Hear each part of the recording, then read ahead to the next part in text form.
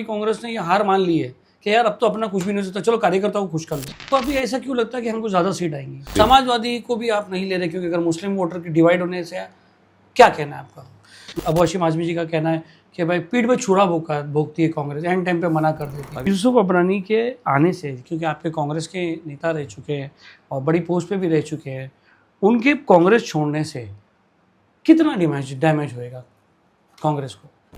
कोई ऐसा टैक्टिक्स है कि ज़्यादा सीट लेने के लिए आप लोग थोड़ा सा डरा रहे हो कि हम अलायंस तोड़ देंगे, लेकिन आगे जाके आप बोलेंगे नहीं हमको इतनी सीट से लड़ना है इसलिए अभी से टैक्टिक डालो? सर देश का जो पैटर्न चल रहा है, एक साथ में रह के 10-10 पार्टियां 20-20 पार्टियां साथ में रह के लड़ रही तो भी कुछ नहीं कर पा रही। ऐसा कैसा बोल सकते हो सरकार नहीं बनी? उद्धव ठाकरे साहब ने आपको रिक्वेस्ट की थी कि आप लोगों को रिक्वेस्ट की थी कि अलायंस मत तोड़ो, मजबूती मत तोड़ो, इस बार हमको दिखाना है, बीजेपी को खदेड़ना है मुंबई से। ऐसा लोग रहते हैं, उन्हीं को आप टिकट दोगे कि वाकई काबिलियत दिखी जाएगी, एजुकेशन देखा जाएगा। दोस्तों, इलेक्शन बीएमसी इलेक्शन 2026 जल्दी आने वाला है।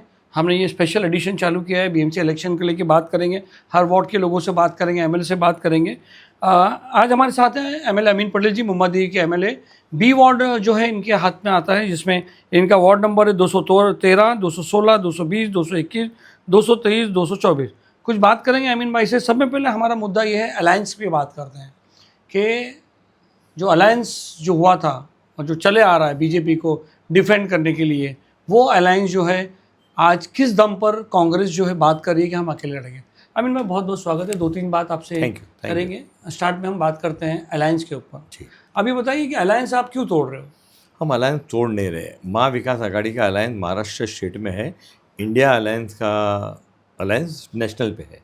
आज नेशनल में जो हमारा अलायंस है, इंडिया अलायंस, राहुल गांधी जी, खरगे जी, सोनिया गांधी और पूरा अलायंस जो है उसके अंदर सभी लोग हैं। महाविकास आघाड़ी का भी अलायंस महाराष्ट्र में असेंबली में है। ये जो कॉरपोरेशन के, नगर पंचायत के जो चुनाव होते हैं वो कार्यकर्ता के चुनाव होते हैं। आज आपने देखा है कि मुंबई महानगर पालिका का चुनाव अभी जब होने जा रहा है, हमने हर बूथ में जाकर के कार्यकर्ता से बात किया। पहला हम बूथ में गए, बाद में वार्ड में गए, बाद में असेंबली में गए, फिर सभी नगर सेवकों से बात किया। ये पिछले 3 महीने से हमने एक एक्सरसाइज की कि लोगों को पूछा कि लोगों की क्या राय है, जो चुनाव लड़ने वाले हैं, जो चुनाव में काम करने वाले हैं। ये जो प्रोडक्ट जो होता है ना, एक आदमी कॉर्पोरेटर बनता है, बाद में वो एमएलए बनता है, फिर एमपी बनता है, कार्यकर्ता लड़ते हैं इलेक्शन, लोगों का काम करते हैं। तो ये अगर आप देखने जाओ ना, तो कॉरपोरेशन का चुनाव और जो लोकल बॉडीज़ के चुनाव है वो लीडर पैदा करती है, नए लीडर उभर के आते हैं वहाँ से। हमने बात की, बात करने के बाद हमने दिल्ली, हमारे जो कांग्रेस के वरिष्ठ नेता उनसे बात की। हमारे कांग्रेस के वरिष्ठ नेता रमेश नेता जी बम्बई आए, कई मरतबा आए वो मुंबई। उन्होंने लोगों से बात की, अलग अलग मीटिंग में लोगों को पूछा गया कि आप क्या चाहते हो, कि हम अलायंस में लड़े या हम अकेले लड़े। क्योंकि अलायंस में लड़ने से, हमने पार्लियामेंट में अलायंस में लड़ा, हम असेंबली में अलायंस लड़े, असेंबली में फ़ायदा नुकसान दोनों सामने आया हमारे। तो अगर हम मुंबई महानगर पालिका का अलायंस, अगर हम बड़ी महाविकास आघाड़ी के अलायंस में लड़ते हैं, उसमें और बहुत सारी पार्टी आती है, तो हमारे कैंडिडेट महदूद हो जाएंगे, लिमिटेड हो जाएंगे। आज 227 वार्ड में से हमारा सिंबल धीरे धीरे निकलने लगेगा। वो तो वैसे भी पूरे इंडिया से जा रहा है। नहीं, बिल्कुल नहीं जा रहा है। आप हर वार्ड में, हर बिहार का इलेक्शन का ले लो आप, बिहार के इलेक्शन में आप कांग्रेस पार्टी को कितना % वोट मिला? जितनी सीट लड़े, 25 सीट हमने लड़े, हमको वोट मिला। हम जीते नहीं, हारे, क्यों हारे, वोट चोरी और ये सब एक बड़ा मसला है, वो नेशनल टॉपिक है। मगर हर बूथ में 750, 800, 1000 आदमी का एक बूथ होता है, हर बूथ में कांग्रेस को वोट मिलता है, लगातार मिलता है। अब मेंबर ऑफ पार्लियामेंट का चुनाव हुआ, हमने सिर्फ मुंबई में 1 ही सीट लड़ी, मुंबई में। असेंबली का चुनाव हुआ, हम मुंबई में सिर्फ 10 सीट लड़े। अब हम कॉरपोरेशन में भी 70, 75, 80 सीट में अगर हम लड़ते हैं सिर्फ, तो हमारा जो 227 के अंदर जो हमारा कार्यकर्ता है वो शिफ्ट होता है, हमारा वोटर शिफ्ट होता है, हमारा सिंबल निकल जाता है। तो सब लोगों का ये कहना है, ये अमीन पटेल का या वर्षा गायकवाड़ का या असलम शेख का या भाई जगताप का या चरण सिंह सप्रा का कहना नहीं है, ये सभी का कहना है कार्यकर्ताओं का कि चुनाव में अकेले जाना चाहिए। कांग्रेस ने अपना कार्यकर्ता का बेस, अपने प्रोस्पेक्टिव लीडर का बेस बढ़ाना चाहिए, इसलिए कांग्रेस ने बहुत सोच समझ के निर्णय लिया है कि आने वाला मुंबई महानगर पालिका का चुनाव हम अकेले अपने भाई दम पे जगताप ने लड़ेंगे। पहले कहा था कि भाई सबसे पहले शुरुआत उन्होंने की थी और कहा था कि भाई हम इलेक्शन अलायंस अलग लड़ेंगे, अलायंस के साथ नहीं लड़ेंगे। फिर वर्षा गायकवाड़ का स्टेटमेंट आया कि नहीं, ये तो हाईकमांड फैसला करेगी। तो क्या हाईकमांड भी इससे सहमत है? मैंने जैसा आपको बताया और बहुत जिम्मेदारी से बताता हूँ, ये अलायंस हम अकेले लड़ेंगे, इसका घोषणा, इसका डिक्लेरेशन रमेश चन्नीथला जी, जो ऑल इंडिया कांग्रेस के इंचार्ज हैं महाराष्ट्र के, उन्होंने ये ऐलान किया है पिछले दिनों में मलाड में जो हमारा शिविर हुआ, कि कार्यकर्ता को पूछ के उन्होंने अनाउंस किया है कि हम ये चुनाव अकेले लड़ने जा रहे हैं। ये किसी एक व्यक्ति का या लीडर का फैसला नहीं है, ये अकेले चुनाव लड़ना कार्यकर्ताओं का फैसला है। कोई ऐसा टैक्टिक्स है कि ज़्यादा सीट लेने के लिए आप लोग थोड़ा सा डरा रहे हो कि हम अलायंस तोड़ देंगे? नहीं, हम अलायंस तोड़ने की बात नहीं, मैं तो कह रहा हूँ ना, महाराष्ट्र में अकेला बात लड़ना, अकेला लड़ना नहीं, देखिए, अभी भाई महाराष्ट्र साहब, छोड़ देते हैं। आज बहुत जगह पे चुनाव हुआ जी ठीक है। कुछ जो पंचायत समिति के चुनाव में अलग अलग लड़ेंगे, कौन से अलायंस हुए आपने देखा है। हम मुंबई, मैं अमीन पटेल जो बात कर रहा हूँ वो सिर्फ मुंबई की बात कर या हम भी वही बात कर रहा हूँ। रहे नहीं, मैं आपको हैं। बताना इट इज द चाहता हूँ, लार्जेस्ट एंड सब में ज़्यादा बजट यस, मुंबई बजट के अलावा 227 वार्ड है, और यहाँ से कॉरपोरेटर बने हुए लोग, मेयर बने हुए लोग इस देश की पार्लियामेंट में गए। मुरली देवरा साहब कॉरपोरेशन में थे, जयवंती बेन मेहता कॉरपोरेशन में थी, गोपाल शेट्टी कॉरपोरेशन में थे। ऐसे अलग अलग पार्टी के लोग, एक पार्टी के अलग अलग पार्टी के लोग यहाँ कॉरपोरेटर बनने के बाद में कुछ लोग असेंबली, मैं खुद 2 टर्म कॉरपोरेटर था। आज मैं मेरे इलाके की आवाम की दुआओं से, अल्लाह की फजल से मैं 4 मरतबा एमएलए हूँ। तो ये चीज़ जो है ना बहुत सारे, और हमारे साथ में कई लोग, कॉरपोरेशन के लोग, कई लोग, हर पार्टी के लोग, फिर वो कांग्रेस के हो, शिवसेना के हो, बीजेपी के हो, सब एमएलए बने, उसमें तो एमपी भी बने। क्योंकि अभी वक्त है, ऐसा नहीं आगे जाके आप बोलेंगे नहीं हमको इतनी सीट से लड़ना है इसलिए अभी से टैक्स डालो। सर फाइनल हमने फाइनल 227 वार्ड के फॉर्म लोगों को दे दिए हैं, हमको लोगों ने फॉर्म भर के वापस दे दिया है। हमारी कॉन्स्टिट्यूंसी में जाने की प्रक्रिया कुछ ही दिन में शुरू होने वाली है। कैंडिडेट का इंटरव्यू बोलिए आप, या कैंडिडेट के बारे में मालूमात बोलिए, वो सब जमा करके मुंबई कांग्रेस को देकर फिर चलो इसको थोड़ा सा ट्विस्ट करते हैं। कीजिए बिल्कुल। ट्विस्ट ऐसा करते हैं कि मान लो कि कांग्रेस, मुंबई कांग्रेस ने ये हार मान ली है कि यार अब तो अपना कुछ भी नहीं हो सकता, चलो कार्यकर्ताओं को खुश कर लो। नहीं, ऐसा नहीं है ना, हम हार नहीं इसलिए आप लोग ने बोले हम सब कार्यकर्ताओं, जैसे आपने बताया कि हम बेसिक कार्यकर्ताओं को हम ये कर रहे हैं, यानी आप लोग ने पहले ही सरेंडर कर लिया। हम ये चुनाव के अंदर, मैं आपको ये कहना चाहता हूँ कि हमारी सीटें पिछले जो चुनाव था उससे कई ज़्यादा आने वाली है। हमारा वर्किंग है, कितना कितने लड़ेंगे आप? हम तो 227 सीट में, हमारे जो नैसर्गिक अलायंस है, जैसे हमने शरद पवार साहब से बात की है कि हम जाके, मैं कांग्रेस मुंबई की प्रेसिडेंट, हम लोग ने जाके एक डेलीगेशन उनको मिलके कहा है कि अगर आप बताइए कैसे चुनाव लड़ना है। हमारे जो आरपीआई के दूसरे घट है, गवाई घट है, ये उनसे हमने बात की है। अब वो जो हमारे हर बार जो लास्ट टाइम भी हमारे साथ में लड़े थे या उससे पहले लड़े थे, उनके साथ में कुछ सीटों पे हम उनका साथ लेकर के हम चुनाव लड़ रहे हैं। एनसीपी के साथ लड़ रहे हो, महायुति में नहीं लड़ रहे? हमने शरद पवार साहब के साथ में बात की है जा करके कि हमने ये डिसीजन लिया अकेले चुनाव लड़ने का। हम चाहते हैं कि आप हमारे साथ में चुनाव लड़िए। अब वो दिल्ली बात करेंगे, जैसी भी उनका, उन्होंने ये कहा था देयर इज अ चांस कि आप एनसीपी के साथ लड़ सकते हैं। हाँ, शरद पवार साहब के साथ में लड़ सकते, महायुति के साथ नहीं लड़, माँ विकास आघाड़ी के साथ। सॉरी, महाविकास आघाड़ी के। मतलब देखा जाए तो जितनी भी फोर्स इलेक्शंस की हो रही है बीजेपी के, महायुति के अगेंस्ट में हो रही है, जब तक अलायंस टुकड़ों में बढ़ जाएंगी तो साथ में रह के कुछ नहीं कर पा रही है। अमीन भाई जी, साथ में रह के एक लॉजिकल देखा जाए, देश का जो पैटर्न चल रहा है, एक साथ में रह के 10-10 पार्टियां, 20-20 पार्टियां साथ में रह के लड़ रही तो भी कुछ नहीं कर पा रही है, फिर ऐसा टुकड़े में कैसे आप जीत पाएंगे? आप देख रहे हो कि जो अभी पिछले दिनों में इलेक्शन हुआ तो महायुति के अंदर भी एक दूसरे के खिलाफ लड़ रहे। बीजेपी सेना शिंदे के अगेंस्ट में लड़ रही है, कहीं पे सेना शिंदे जो है अजीत पवार के अगेंस्ट लड़ रहे। तो क्योंकि ये इलेक्शन जो है ना बिल्कुल एकदम लोकल बॉडीज़ का इलेक्शन है, और इस पर कार्यकर्ताओं को मौका देने का काम है, कार्यकर्ताओं को आगे बढ़ाने का काम है, और लोगों का डायरेक्ट संपर्क का काम है ना। एक कॉर्पोरेटर होता है या पंचायत समिति का मेंबर होता है, जिला परिषद का अध्यक्ष होता है, उसका मेंबर होता है, महानगर पालिका, नगर पालिका जो कॉर्पोरेट होता है, वो डायरेक्ट लोगों के घर में है, वो उसका रोज़ उस घर के आना जाना है। आज मेरे यहाँ से ज़्यादा वोटर है।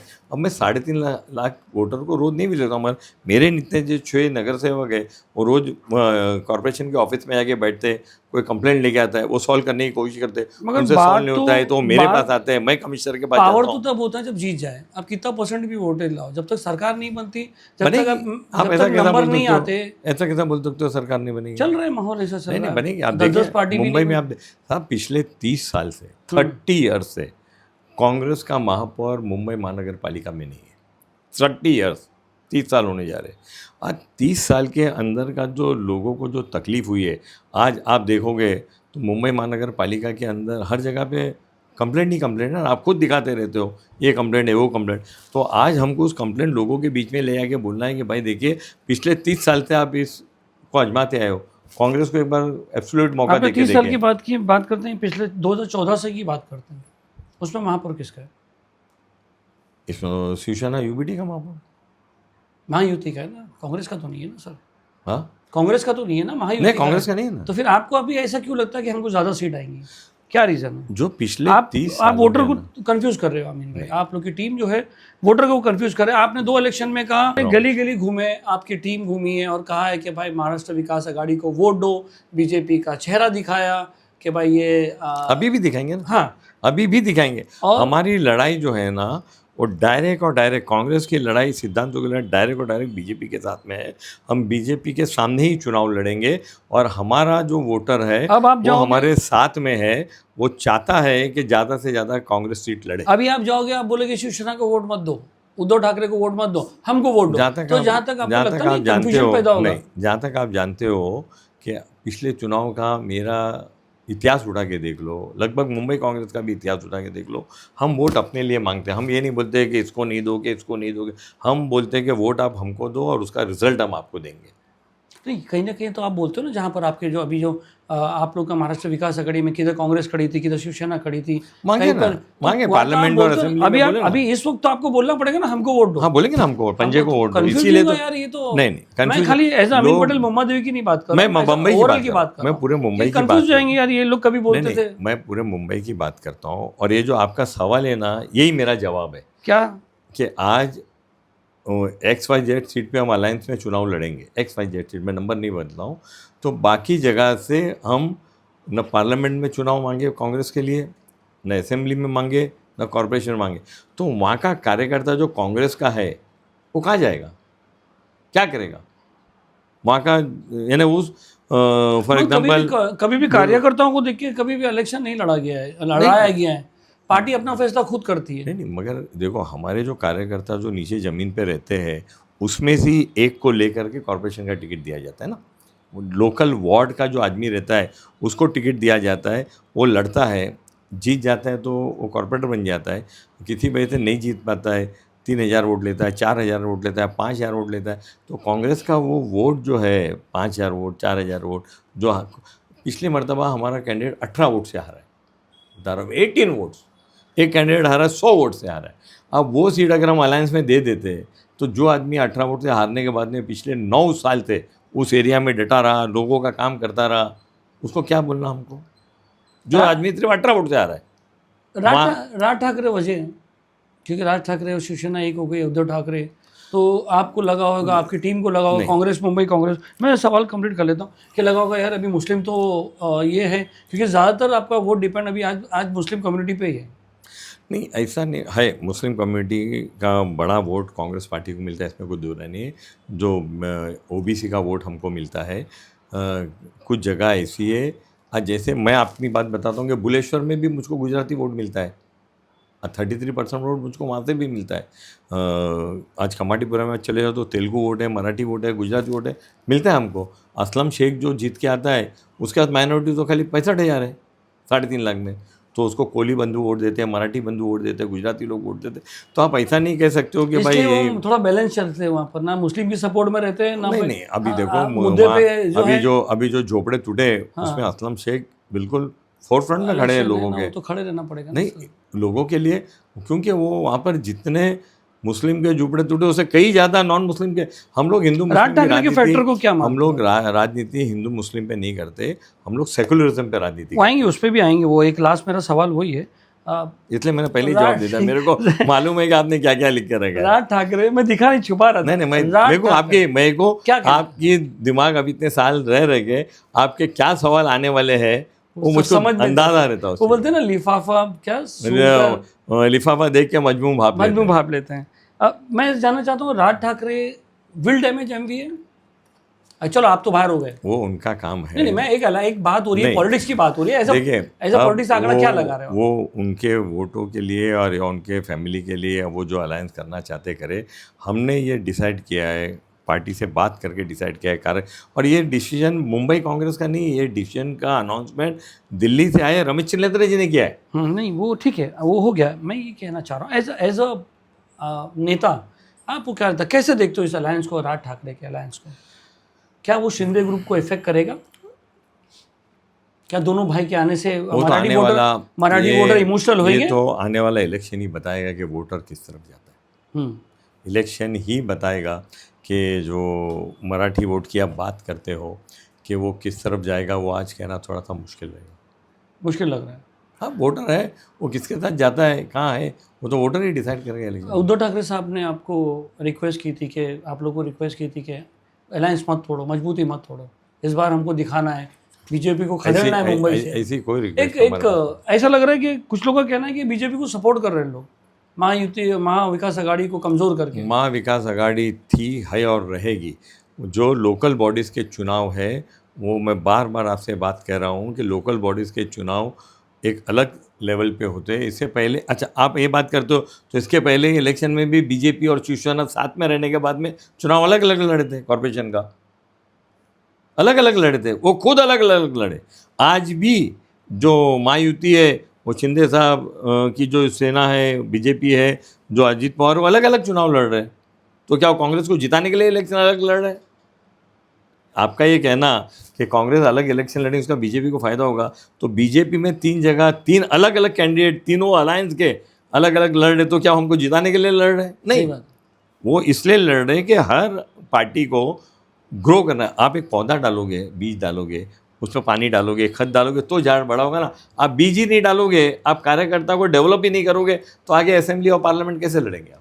मुद्दा क्या रहेगा, मैनिफेस्टो क्या है? हिंदू मुस्लिम नहीं कि बीजेपी? आप बोले ना अभी भी हम बीजेपी की लड़ेंगे। नहीं बीजेपी की लड़ेंगे। देखिए नहीं बीजेपी से लड़ेंगे मतलब कि आज पिछले 30 साल से बीजेपी अलायंस में थी ना।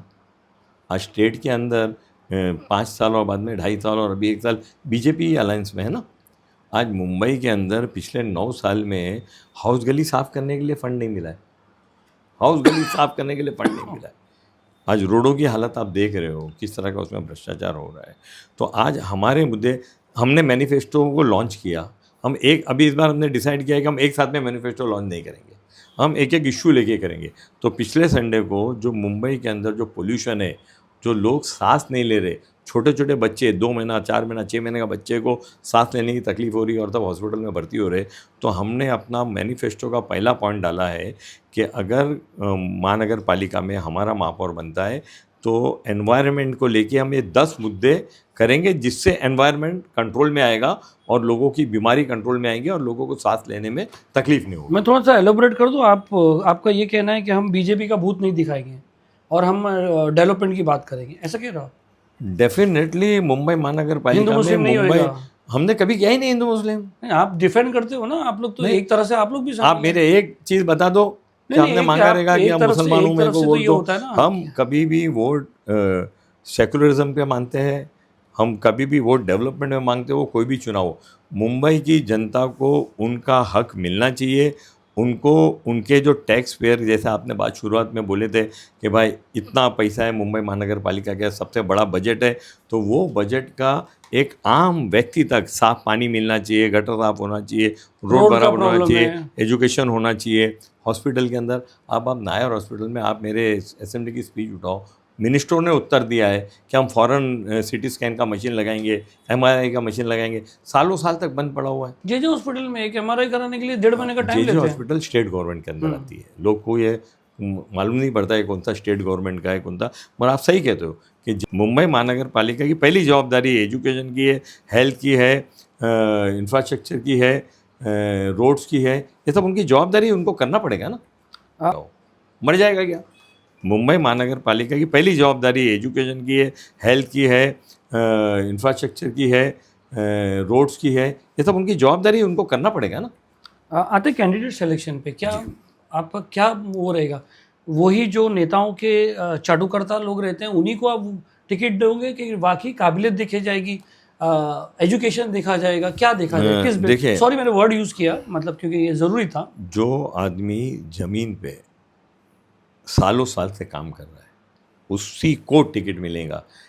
नया अगर क्वालिटी एजुकेशन, नया अगर हमको यूथ देखते हैं, कोई नौजवान देखते हैं जिसके अंदर जो NSUA में काम किया है, यूथ कांग्रेस में काम किया है, उसमें स्पार्क है, कुछ नए बच्चों को भी टिकट देनी पड़ेगी ना। सब पुराने को देंगे तो नया जनरेशन पॉलिटिक्स में कैसे आएगा? तो कुछ बच्चे बच्चियाँ जो कॉलेजेस में है, कॉलेजेस क्लियर किए, वो चुनाव लड़ना चाहते हैं, उनके अंदर कैपेबिलिटी है, वैसे बच्चों को दिया जाएगा। जो कांग्रेस में पुराने लोग हैं उसके अंदर जो ये कई दिनों से, कई सालों से इस पार्टी के साथ में जुड़े हुए लोगों का काम करते, उसको देखा जाएगा।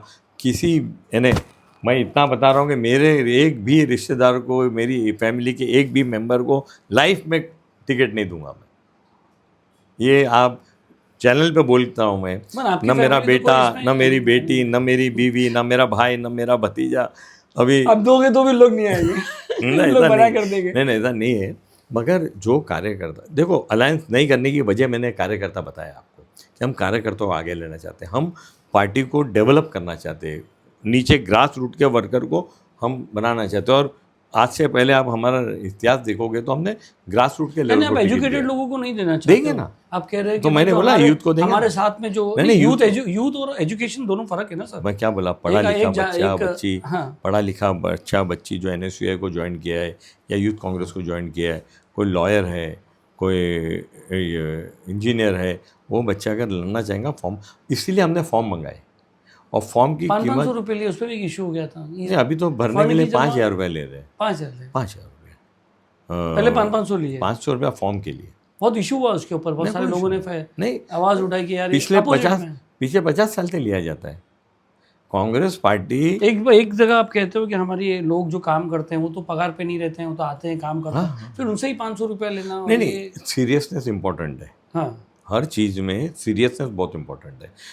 आदमी सीरियस कैंडिडेट होना चाहिए। आज चुनाव में खर्चा होता है, सब जानते हैं, फ्री में कोई चुनाव लड़ ही नहीं सकता है। तो आज 500 रुपये का फॉर्म ले जाएगा, वो फॉर्म भरेगा, फॉर्म भरने के बाद उसको लगेगा मेरे को XYZ वार्ड 1 2 3 नंबर से लड़ना है, वो उसका वार्ड जमा कराएगा। तो अगर ओपन कैटेगरी का तो 5,000 रुपया, रिजर्व कैटेगरी का तो 2,500 रुपया, तो भरेगा तो उसकी सीरियसनेस मालूम पड़ेगी। उसको एक पैनल बनेगा, वो उसको इंटरव्यू के लिए बुलाएगा, उस बच्चे बच्ची भाई बहन का इंटरव्यू होगा, उससे सवाल पूछे जाएंगे, सवाल के ऊपर उसको मार्क्स दिए जाएंगे। ये इसको कितना वार्ड के बारे में मालूमात है, ये कितने दिन से काम कर रहा है, इसका कॉरपोरेशन लड़ने का हेतु क्या है, ये क्या चाहता है, वो सब उसके बाद में उसको शॉर्टलिस्ट किया जाएगा। उस वार्ड बताया जा रहा है कि इसमें अमीन पटेल, वर्षा गायकवाड़ और आपकी जो टीम है 3 जन की और Aslam Shaikh, they will be only deciding कि किसको देना चाहिए। किसी के हाथ में नहीं है। आप लोगों को तीनों को ही ज़्यादा मस्का लगा रहे जितने भी नहीं, देखो दावतें खिला रहे हैं। देखो नहीं, देखिए हमने अलग अलग कमेटी बनाई है। मधु चौहान एक कमेटी के चेयरमैन है, अमरजीत मनास एक कमेटी के चेयरमैन है। ऐसे अलग अलग लोगों को कमेटी बना के फैसला तो आप ही लोगे ना। नहीं, ये फैसला कांग्रेस पार्टी में एक आदमी ले ही नहीं सकता है, कोई नहीं ले। मैं मेरे कॉन्स्टिट्यूंसी का फैसला नहीं कर सकता हूँ, वो भी जो पैनल बैठता है, ये तो एक साइड है, पार्लियामेंट्री बोर्ड, लोगों को मना करने का एक वो है, बहाना है कि नहीं मैं नहीं ले सकता, मगर वोट उनको ही, टिकट उनको ही मिलेगी जो MLA वहाँ का चाहेगा। नहीं, ऐसा नहीं है। होता है कई मरतबा ऐसा हुआ है कि मेरे MLA रहते हुए भी मैं जिसको चाहता था उसको टिकट नहीं दे पाया, वो होता है। ये कांग्रेस में डेमोक्रेसी है, और जो पार्लियामेंट्री बोर्ड बैठता है वो कैंडिडेट डिसाइड करता है जी। जो हमारा पार्लियामेंट्री बोर्ड बैठेगा वो डिसाइड करेगा कि उस वार्ड में क्या क्या नाम आए हुए हैं, और वो पार्लियामेंट्री बोर्ड उस पर डिस्कस करेगा और उसके बाद में टिकट होगा। अच्छा अमीन भाई, एक आखिरी सवाल कर लेते हैं कि अभी आप जो है इलेक्शन जो सर्वे हो रहा था जी, उसके बारे में क्या प्रॉब्लम आई जो 4,000 वोट होता है? आपने सलीम भाई बहुत अच्छा मुद्दा रेस किया और मैं चाहता था कि आप इस पर बात करें। देखिए, ये इलेक्शन का एक ड्राफ्ट रोल आया है स्टेट इलेक्शन का, वो SIR नहीं है। नहीं, ये मैं आपके माध्यम से लोगों को बताना चाहता हूँ कि ये जो कार्रवाई हो रही है, मेहरबानी करके आप इस बात को ध्यान कर लो, ये SIR नहीं है, SIR नहीं है, ये एक ड्राफ्ट रोल पब्लिश हुआ है। ड्राफ्ट रोल पब्लिश में दो बड़ी प्रॉब्लम आ गई है।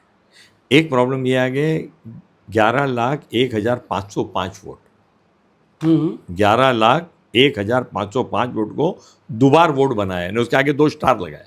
पहला तो हमको 3 दिन समझ में लगा स्टार किस चीज़ के लगाए भाई। फिर हमने जाके स्टेट इलेक्शन कमीशन को एक मीटिंग की, वर्षा गायकवाड़ थी, मैं था, हमारी पूरी टीम थी। उनको समझाया हमने कि साहब ये 11,05,500 वोट आप दोबारा मतलब के डाउटफुल या डबल बताते हो। ये डबल है तो 5.5 लाख वोट हो गए, आधे हो जाएंगे ना वो। अमीन पटेल या सलीम भाई का या फरहान का नाम 2 बार आया है तो डबल हो जाएंगे, तो आधे हो जाएंगे। 3 बार आया है तो 4 लाख हो जाएंगे। तो 4 लाख घर पे जाएगा कौन? आपके पास तो स्टाफ नहीं है, बीएमसी में स्टाफ नहीं है, आप क्या टीचरों को बुला के भेजोगे या बीएलओ जा नहीं पाएगा। तो उसके लिए हमने मीटिंग ली। तो सेकंड मीटिंग में उन्होंने additional municipal commissioner Ashwini Joshi को, डीएमसी बालमबार को और डीएमसी शंकरवार को उन्होंने बुलाया, हमारे साथ में मीटिंग कराई। हमने उनके सामने ये मुद्दे रखे कि ये बहुत सीरियस इशू है। एक तो लोगों के पास अगर आप जाओगे, बीएलओ जाएगा तो ऐसा है और हो रहा है बोल के वो घबरा जाएगा, बराबर, वो डॉक्यूमेंट देगा नहीं। तो इसको शॉर्टलिस्ट का एक प्रोसेस करना चाहिए। आज अभी आपके आने के पहले जो बी वार्ड के वार्ड ऑफिसर देसाई साहब के साथ में मैंने एक राउंड लिया हूँ, और इसको हर वार्ड में एक हमारे बोलने के बाद में एक हेल्प सेंटर बनाया गया। बी वार्ड में बी, सी वार्ड, डी वार्ड अभी बन चुका है कि बन चुका है 2 दिन से चालू है वो। अगर किसी को पता चलता, अच्छा भाई हमने सबसे पहले ये बोला कि जो 11,01,500 वोट है अब वेबसाइट पे डालो। आदमी अगर कोई पढ़ा लिखा आदमी है, वो अपनी फैमिली का देखना चाहता है तो बीएमसी की वेबसाइट पे जाके देख सकता है कि भाई मेरे नाम के आगे स्टार तो नहीं लगा हुआ है। आप देख सकते हो, आज आप बीएमसी की वेबसाइट पे जाके आपका जो ईपिक नंबर है वो डालोगे तो आपको पता चलेगा कि आपका सिंगल नाम है, आगे स्टार लगा है कि नहीं लगा, आपको फौरन पता चल जाएगा। वो हमने करवाया, कांग्रेस पार्टी ने सारी चीज डिपेंड हो गई वोटर के ऊपर, वोटर को ही सब मगजमारी करना पड़ेगा। नहीं, मैं आ रहा हूँ।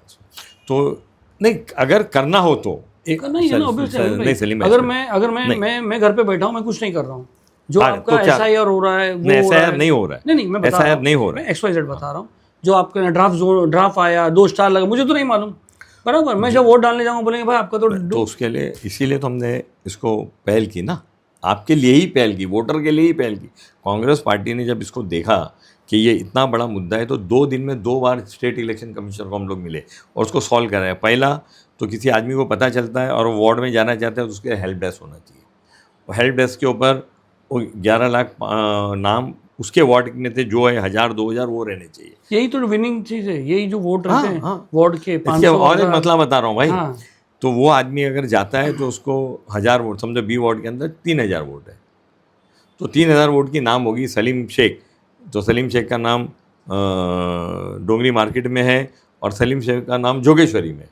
तो सलीम शेख बोलेंगे भाई मैं ये सलीम शेख हूँ, ये मेरा कार्ड है। फोटो तो रहेगा ना? फोटो भी है ना, हाँ फोटो भी।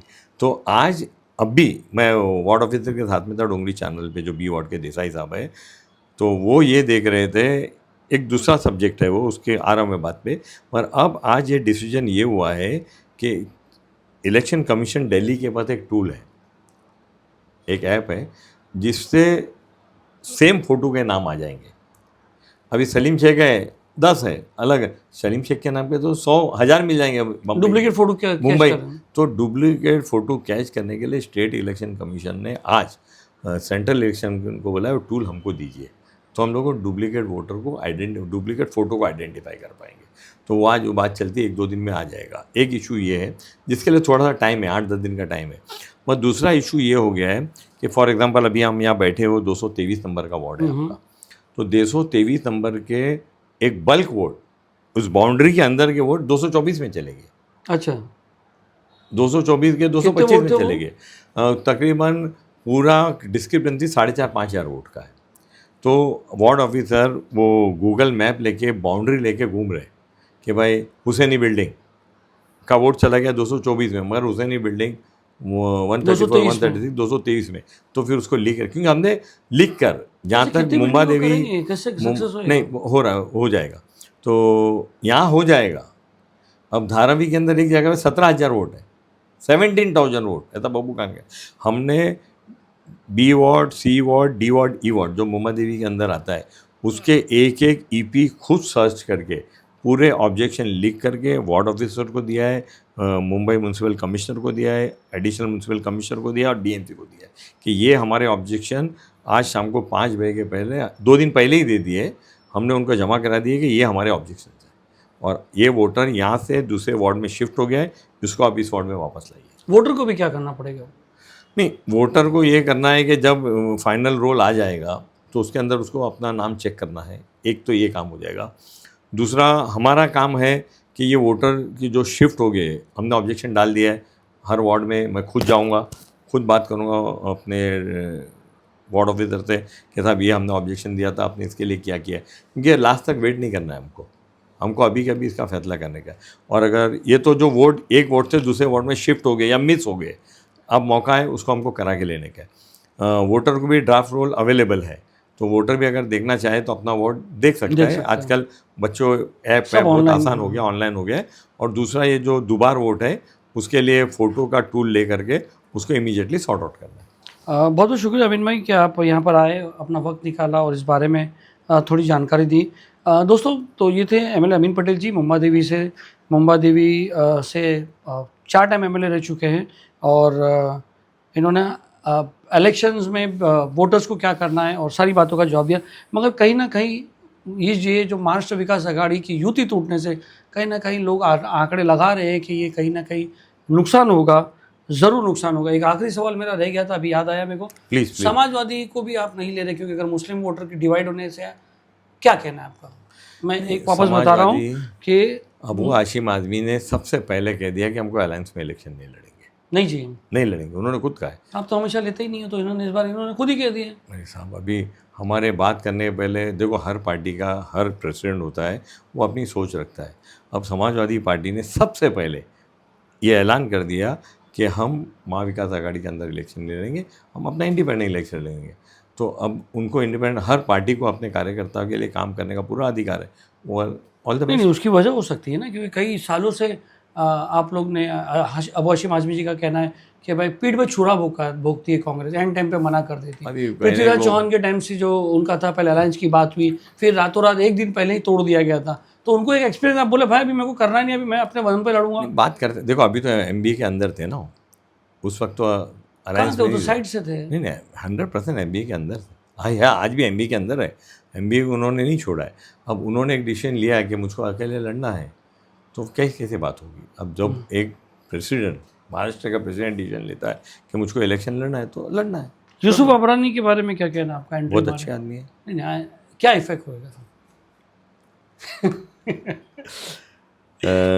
देखिए, ऐसा है कि हर आदमी को पॉलिटिक्स में अपनी, अभी एकदम एक पॉलिटिकल आप जवाब दीजिए, एकदम ऐसा घुमा फिरा नहीं, एकदम ओपन बोलो ना। आप बोले कैसे आदमी हूँ, मैंने बोला यूसुफ अबरानी अच्छे आदमी, हंसी बता दी। नहीं, अच्छे आदमी दोस्त। मैं भी अभी थोड़ी देर पहले मैंने उनसे बात किया है, कोई ऐसी बात नहीं है। क्या यूसुफ अबरानी के आने से, क्योंकि आपके कांग्रेस के नेता रह चुके हैं और बड़ी पोस्ट पे भी रह चुके हैं, उनके कांग्रेस छोड़ने से कितना डैमेज होएगा कांग्रेस को? सच बोलूं? सच ही बोलिए। 0%, कुछ भी नहीं फैक्ट उसमें। वो तो कह रहे हैं कि हम लोग 50 लड़ेंगे, 100 लड़ेंगे। लड़ने को 227 भी लड़ सकते हैं, कोई प्रॉब्लम नहीं है, 227 लड़े। मगर मैं आपको बता रहा हूँ कि कांग्रेस के कार्यकर्ता, कांग्रेस के लीडर और कांग्रेस पार्टी सक्षम है इस चुनाव को लड़ने के लिए। कोई एक आदमी, मैं उनके बारे में कुछ गलत नहीं कहना चाहता हूँ, कोई आदमी किधर भी लड़ सकता है, अपनी फैमिली को किधर भी लड़ा सकता है, कोई प्रॉब्लम नहीं है। मगर कांग्रेस पार्टी को, इतनी बड़ी पार्टी है, कोई आदमी आता जाए तो उससे कोई ज़्यादा फर्क पड़ेगा नहीं, और इंशाल्लाह इलेक्शन का रिजल्ट आप देख लोगे। बहुत बहुत शुक्रिया अमीन भाई, बहुत बहुत शुक्रिया।